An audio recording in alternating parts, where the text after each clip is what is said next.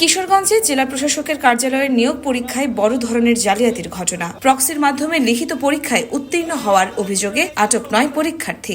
ভ্রাম্যমাণ আদালতে প্রত্যেকের ১৫ দিনের কারাদণ্ড। বুধবার দুপুরে কিশোরগঞ্জ জেলা প্রশাসকের কার্যালয়ে অনুষ্ঠিত মৌখিক পরীক্ষার সময় সন্দেহের সৃষ্টি হয়। লিখিত পরীক্ষার খাতার হাতের লেখার সাথে পরীক্ষার্থীদের তাৎক্ষণিক লেখার মিল না পাওয়ায় শুরু হয় জিজ্ঞাসাবাদ। বিষয়টি নিশ্চিত করেছেন অতিরিক্ত জেলা প্রশাসক ও নিয়োগ নির্বাচনী কমিটির সভাপতি মোহাম্মদ নাহিদ হাসান খান। জিজ্ঞাসাবাদের এক পর্যায়ে শিক্ষার্থীরা স্বীকার করেন তারা প্রক্সির মাধ্যমে লিখিত পরীক্ষায় উত্তীর্ণ হয়েছেন। দ্বিতীয় দিনের ভাইভা চলছিল।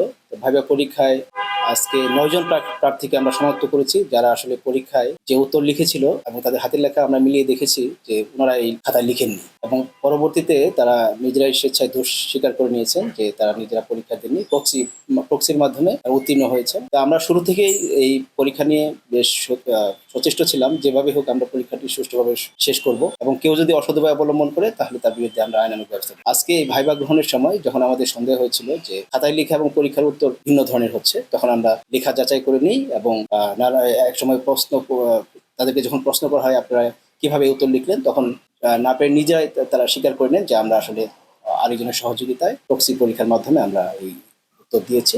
ঘটনার পর ভ্রাম্যমাণ আদালত পরিচালনা করে প্রত্যেককে 15 দিনের কারাদণ্ড দেওয়া হয়।